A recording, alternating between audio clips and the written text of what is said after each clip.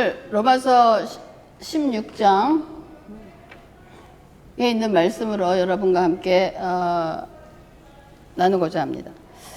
오늘은 이제 12장부터 시작했던 로마서 강해를 마치는데, 여러분 로마서 16장은 읽어보면 바울과 함께 했던 사역자들의 이름이 쫙 나옵니다. 그래서 그런 이름을 쭉 읽을 때 우리가 그 사람들의 이름이구나 하고 지루할 수도 있고, 또 여기에 무슨 복음적인 메시지가 있을까 하는 생각을 하면서 로마서 16장을 단순한 인사말 명단으로 여기면서 가볍게 넘어가고 또 읽지 않을 수도 있습니다. 근데 여러분, 바울이 어떤 사람입니까? 바울이 사람들의 공적을 나타내려고 사람의 이름을 쭉 나열할 사람입니까? 그런 사람 아닙니다. 그렇다 그러면은 바울이 거기에 사람들의 이름을 넣은 이유와 목적이 있었을 것입니다. 그래서 이 16장은 이제 이 15장까지 기독교 교리에 대한 그 복음의 말씀을 전한 다음에 이 공동체 속에서 실제적으로 살아낸 사람들의 이야기라고 생각을 합니다. 그러면서 바울은 그 로마 서신을 마감을 하고 있습니다.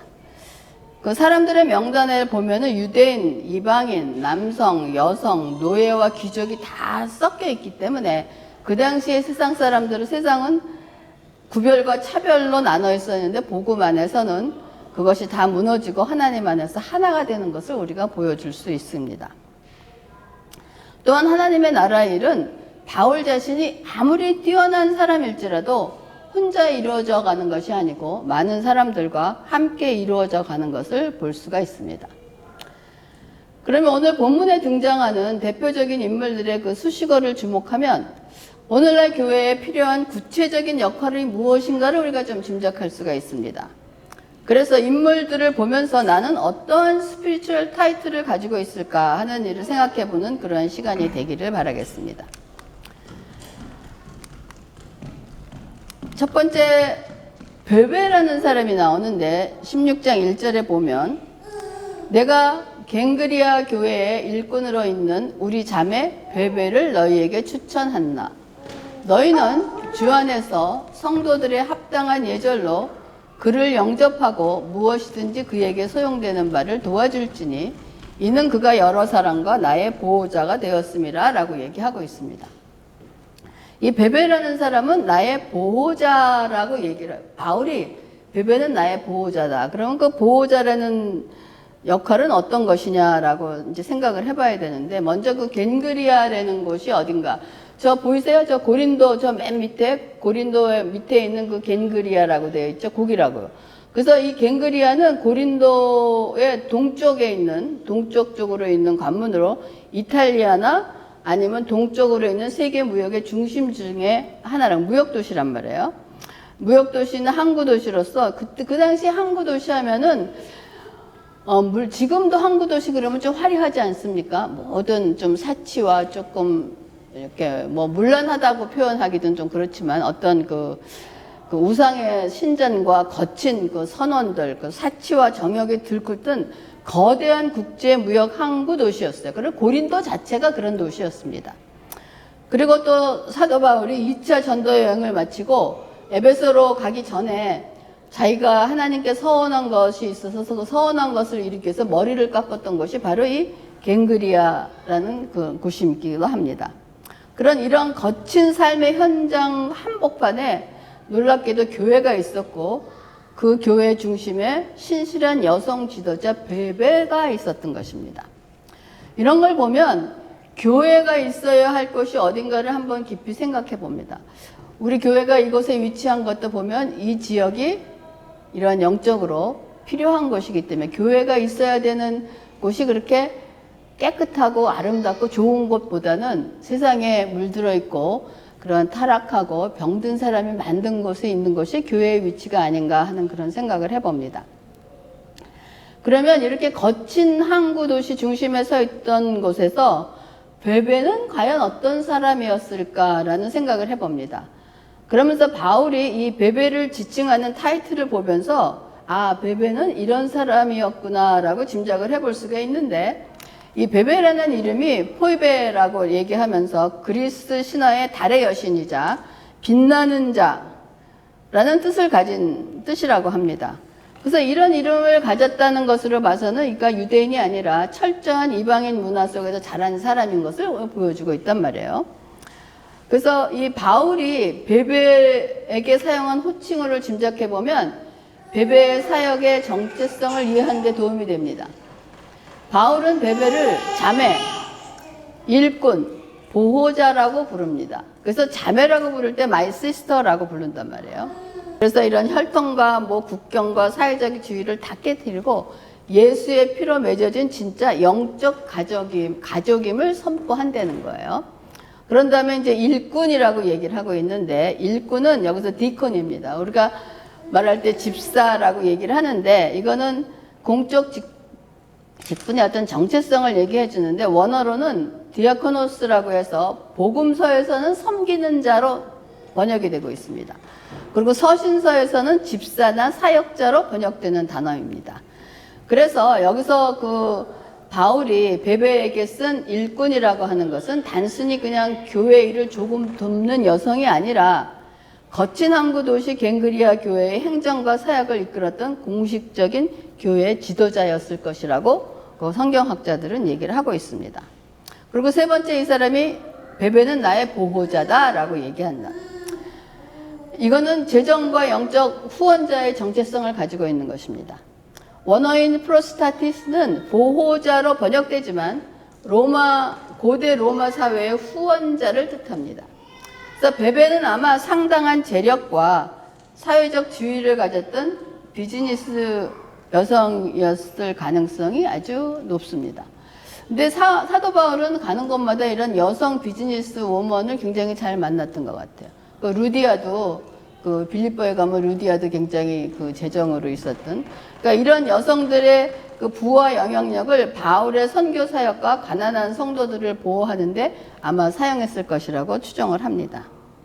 근데 저는 가끔 이 바울 서신을 읽을 때 보면은 참 당당함을 볼 수 있어요. 여기서 바울이 너희는 주 안에서 성도들의, 그러니까 베베를 너희에게 보낸다, 추천한다라고 얘기하면서 너희는 주 안에서 성도들이 합당한 예절로 그를 영접하고 무엇이든지 그에게 소용되는 바를 도와줄지니라라고 얘기합니다. 이 구절을 대하면서 바울은 참 담대하다 하는 생각을 하는 거예요. 여러분, 한 번도 만나보지 못한 로마 교회 성도들을 향해서 바울은 마치 당연하듯이 내가 보내는 그 여자가 무엇이든지 원하면 그 일을 다 도와줘 라고 말하는 그런 담대함이 참 어떻게 하면 그렇게 가능할까 하는 그런 생각을 합니다. 어떨 땐 좀 뻔뻔한 거라고 생각을 하고 이거를 받는 사람이 어떻게 받을지 난 잘 모르겠지만 참 바울은 당당합니다. 근데 이렇게 당당할 수 있는 이유는 여러분, 내가 개인적으로 사적인 부탁이라면 그렇게 할 수 있을까요? 내 개인적인 사적인 부탁이 아니라는 거예요. 그리고 이러한 당당함은 사명에 대한 확신에서 나온 것이라고 저는 생각을 합니다.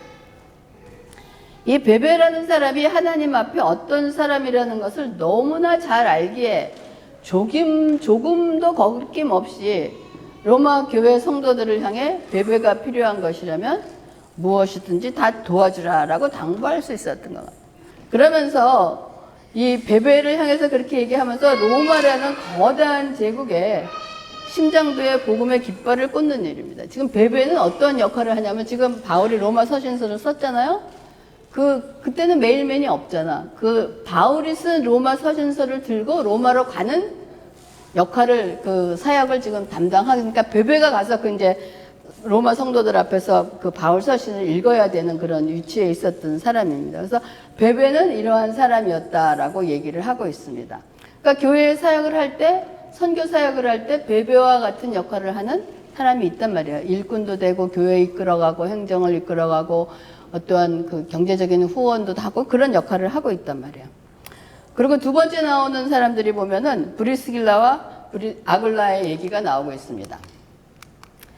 3절과 4절에 보면 너희는 그리스도 예수 안에서 나의 동역자들인 브리스가와 아굴라에게 문안하라. 그들은 내 목숨을 위하여 자기들의 목까지도 내놓았나니 나뿐 아니라 이방인의 모든 교회도 그들에게 감사하느니라 라고 얘기하고 있습니다. 이 브리스길라와 아굴라 부부는 초대교회 역사에서 사도 바울이 가장 신뢰하고 사랑했던 평신도 동역자 모델입니다. 그러면서 선교에 깊은 헌신을 보여줬던 부부인데, 이 아굴라는 터키 출신의 유대인이에요. 그래서 터키 출신의 유대인으로 로마로 이주해서 생업에 종사하다가 예수 그리스도 복음을 받아들인 것으로 추정을 합니다.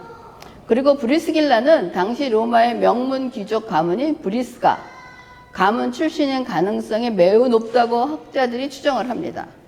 그렇다면 유대인 노동자 계급이었던 아굴라와 로마 귀족 출신 여성이 복음 안에서 신분을 초월하고 결혼을 한 거니까 아마 그 시대에는 굉장히 센세이션을 일으키지 않았을까라는 그런 생각도 한번 해봅니다.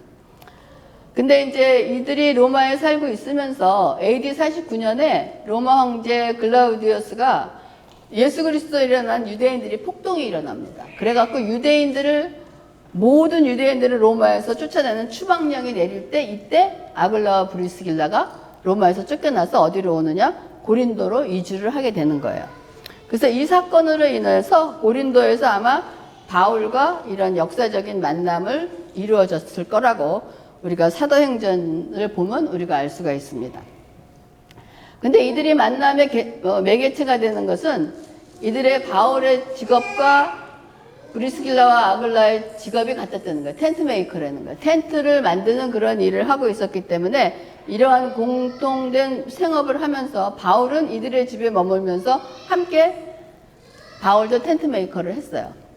그리고 함께 회당에서 복음을 전하면서 비즈니스 파트너가 어떻게 영적 파트너가 된 것입니다. 또한 이들 부부는 바울의 사역을 보호하기 위해 자신들의 생명을 담보로 잡혔던 사람들이었고, 바울이 에베소에서 일어난 폭동으로 죽을 위기에 처했을 때 이 부부가 문자 그대로 온몸을 던져 바울을 구해낸 것으로 보입니다. 그래서 초대교회에서 이들 부부의 역할을 보면 우리가 움직이는 선교적 비즈니스맨이라고 볼 수 있어요. 이들은 로마에서 고린도로, 고린도에서 에베소로, 또 에베소에서 다시 로마로 끊임없이 이동을 했습니다. 이 이동은 단순한 이사가 아니라 복음 전파를 위한 전력적 이동이었고, 새로운 도시로 갈 때마다 천막 제조업을 기반으로 경제적 자립을 이루며 복음의 전초 기지를 세웠던 것이 이 아글라와 브리스길라 부부입니다. 그래서 이들은 돈을 벌기 위해 산 것이 아니라 선교를 위해 비즈니스를 도구로 삼은 선구자들입니다. 그리고 또한 자기 집을 내어놓는 가정교회, 그러니까 하우스처치의 그 센터이기도 했어요. 그러니까 고린도나 에베소나 다시 돌아가 로마에서도 그들은 언제나 자기 집을 예배처소와 성도들의 공동체 공간으로 개방했습니다. 당시는 기독교가 불법이었던 시절이기 때문에 집을 오픈하는 것은 전 재산과 목숨을 거는 일과 마찬가지였어요. 그래서 그들의 집은 늘 지친 사역자들을 먹이고 성도들을 양육하는 초대교회의 심장이었다라고 볼 수가 있습니다. 그래서 저는 이 로마서 16장 이거를 이렇게 준비하면서 그런 생각을, 우리 새담교회의 역사를 한번 쭉 봤습니다. 바울의 사역은 자기가 기록을 해서 이렇게 기록에 남았지만, 우리는 거의 이제 올해가 19년째지만 그거를 기록으로 남기지 않았지만은 지금 바울이 얘기하는 이런 성격의 그 사역을 조금씩 다 이렇게 하고 있다는 것을 우리가 느낍니다. 그러니까 옛날에도 그랬고 지금도 그랬고 우리가 지금 새삼하우스도 그런 식으로 사용되고 있다는 것을 우리가 알 수가 있습니다. 그리고 차세대 리더를 키워내는 영적 멘토 역할을 했던 것입니다. 사도행전 18장을 보면 당대 최고의 학자 달병거는 아볼로라는 사람이 있어요. 근데 이 사람이 아볼로가 이 아글라와 브리스길라 부부를 만났는데 성령 세례에 대해서 들어봤느냐 했더니 아볼로가 모른다 그러는 거야.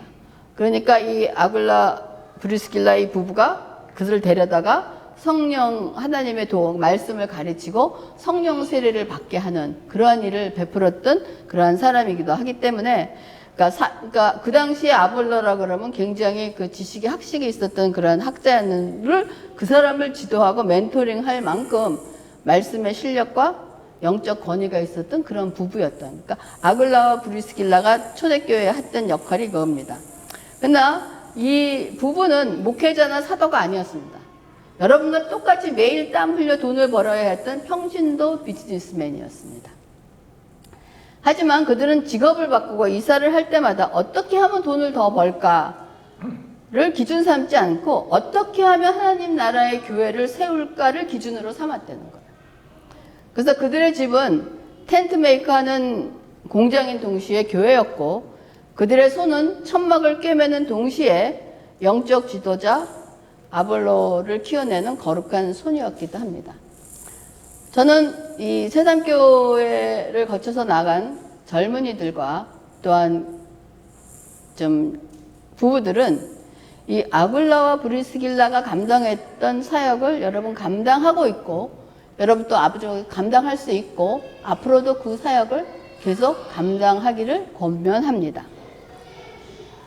그래서 이 아굴라와 브리스길라 부부는 꼭 영적 지도자나 사역자는 아니었지만 평신도로서 영적 권위를 가지고 또한 이런 일을 할 수 있었다는 거. 그래서 여러분 삶을 살면서 꼭 교회에서 예배드리는 일만이 사역이 아니라는 거예요. 여러분의 사역에서 무슨 일이든지 하가 합니다. 그래서 우리가 보면은 이 새삼교회 그 새삼마우스도 아이들이 있다가 간다 그러면 잘 일 없으면 와서 자라고 그러고 그냥 오픈해 주지 않습니까? 먹을 것도 오픈해 주고, 또 걔네들 데리고 우리 태욱 씨도 여행도 가지고 이런 거 하는 것이 그냥 펀이 아니고 기록은 안 되지만 시대와 때 장소가 다르지만 그 기본적인 성격은 같단 말이에요. 그런 일들을 여러분이 잘 생각을 하시면서 잘 감당하고 있고, 제가 볼 때는 잘 감당하고 있습니다. 그리고 앞으로도 더 잘 감당하시면서 좀 더 영적으로 좀 성장해서 그런 그 영적 멘토의 역할을 할 수 있는 그런 부부들이 되기를 바랍니다. 그리고 세 번째로 많이 수고한 자라는 말이 있어요. 6절부터 12절에 보면은 12절 사이에 많은 수고한 자들의 이름이 나옵니다. 거기서 너희를 위하여 많이 수고한 마리아에게 문안하라. 그리고 12절에 주 안에서 수고한 드루베나 드루보사에게 문안하라. 주 안에서 많이 수고하고 사랑하는 버시에게 문안하라 라고 얘기하면서 바울이 이 여인들에게 쓰니 많이 수고한 헬라어 원어는 코피아오라는 건데, 이 단어는 그냥 적당히 일한 것이 아니라 몸이 부서질 정도로 탈진하기 직전까지 피땀 흘려 노동하다는 뜻이에요. 그러니까 얼마나 열심히 일했다는 것을, 많이 수고했다는 것을 알 수가 있습니다. 근데 여기에 소개된 이름 속에 감춰진 이들의 신분이 뭐냐? 노예계급이었습니다. 그러니까 로마 제국에서는 아무리 뼈 빠지게 일을 해도 노예의 수고는 노예에게 남지 않고 주인에게 귀속되고 이름조차 남지 않습니다. 그럼에도 불구하고 바울은 황제도 알아주지 않는 이 노예 여성들의 피땀 어린 수고를 영원한 하나님 말씀에 기록됐다는 것이, 이것이 우리가 주 안에서 가장 고귀한 사역자임이 선포되는 것을 기억하고, 우리가 이 땅에서는 알아주지 않을지라도 하나님께서 귀히 여기시고 기억하신다는 것을 기억할 수 있기를 바라겠습니다. 그래서 여러분의 수고하는 것이 누가 알아주지 않아도, 또한 아주 힘든 일일지라도 하나님을 위한 것이면 묵묵히 하시기 바랍니다. 사람은 못 알아줄지도 하나님은 알아주신다는 것입니다. 그리고 마지막으로 내 어머니라는 역할이 나옵니다. 13절에 보면 주 안에서 택하심을 입은 루포와 그의 어머니에게 문안하라. 그의 어머니는 내 어머니니라 라고 얘기합니다. 자, 여러분 6월절을 지키러 예루살렘에 갔다가 이거를 뭐 재수 없다라고 표현하기는 좀 그렇지만 생각지도 않게 예수의 피 묻은 십자가를 억지로 진 사람이 구레네 시몬입니다. 그냥 지나가다가 뽑혀서 구레네 시몬이었는데, 그 구레네 시몬의 아내가 루포의 어머니예요. 그러니까 구레네 시몬의 아들이 루포죠. 그렇죠? 그리고 어머니였는데, 이 구레네 시몬의 아내를 바울은 뭐냐? 내 어머니라고 얘기를 합니다. 여러분, 구레네가 어디냐면 저기 지중해 있는데, 저기 보이세요? 아프리카 있는데 저 끝에 지중해 있는데 맨 밑에 보이세요? 어딘지 알죠? 거기 지금의 이제 북아프리카 리비아 지역의 거대한 항구 도시인데, 여기에 유대인 디아스포라가 많이 살았어요. 그래서 유대인 남자들은 1년에 3번 절기가 있을 때 예루살렘을 성전을 찾게 돼 있잖아요. 그러니까 생각해보죠. 구레네에서 예루살렘까지 오는 거리가 뭐 배를 타고 왔는지 걸어왔는지 뭐 어쨌든 짧은 거리는 아니지 않습니까? 그러니까 저기를 찾아왔다는 것을 보면은 굉장히 구레네 시몬도 신실한 유대인이었다는 것을 알 수가 있습니다.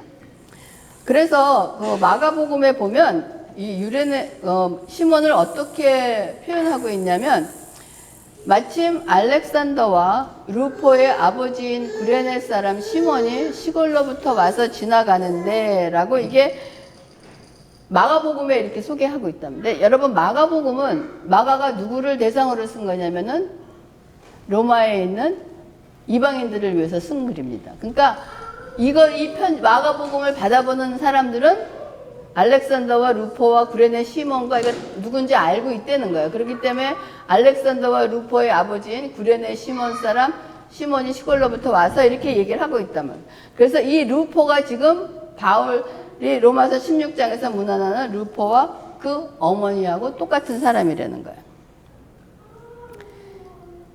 우리 김 목사님이 이 구절에 꽂혀서 이걸로 소설을 좀 더 쓰고 싶어서 구레네 시몬과 이런 그 후에 어떤 일이 있었는가를 좀 알아보려고 신학교를 갔는데 신학교에서는 그 정보가 없었죠, 별로. 근데 아마 전승도 별로 없습니다. 그래서 찾아봐갖고 이제 그거를 해보고 싶어서 이제 신학교를 갔는데 소설가는 되지 못하고 목사가 됐습니다.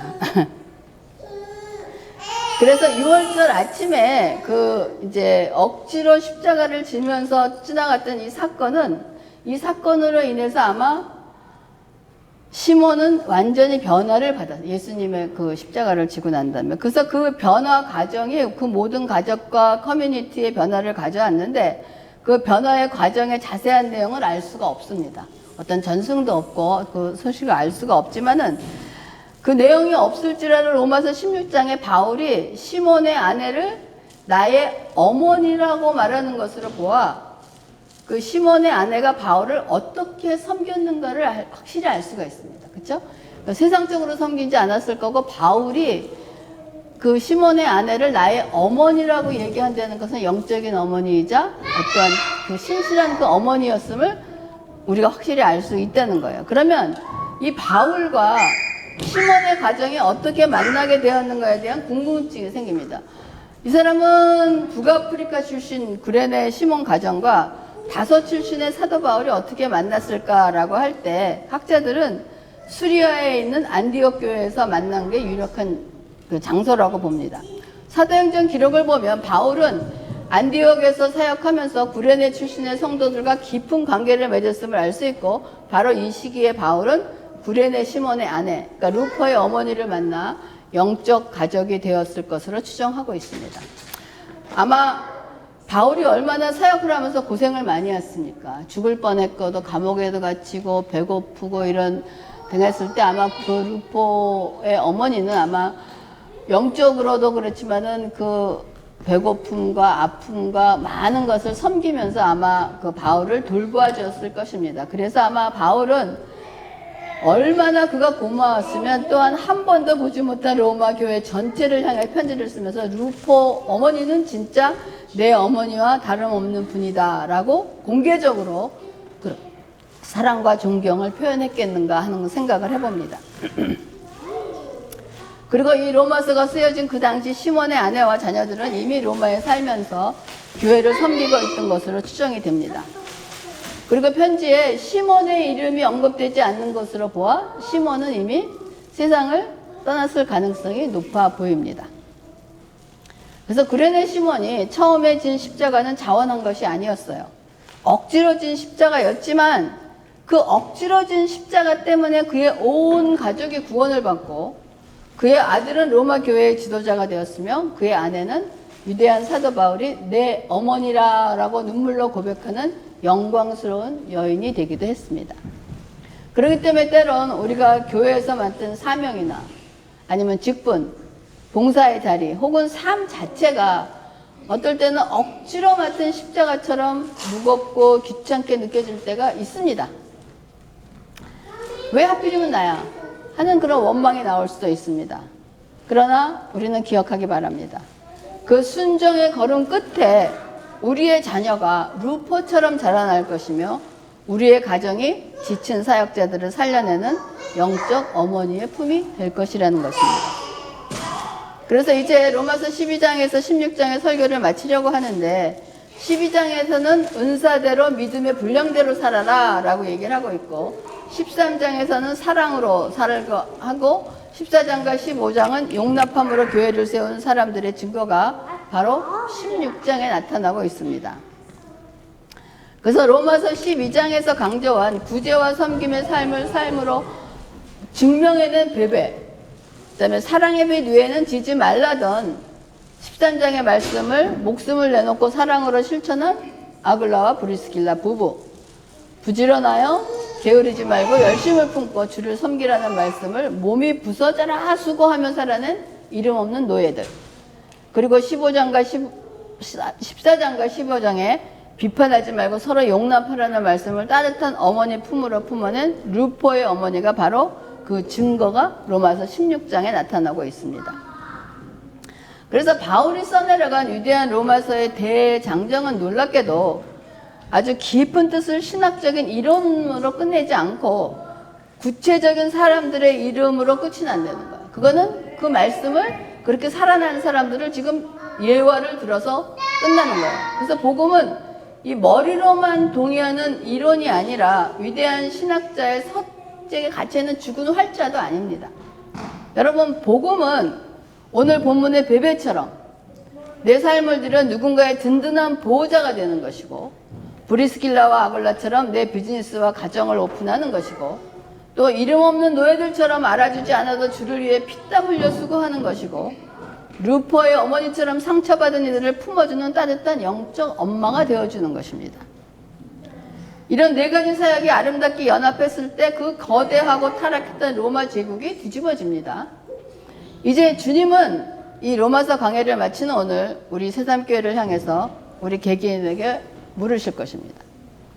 너는 내 몸 된 교회 안에서 어떤 역할을 하는 사람인가?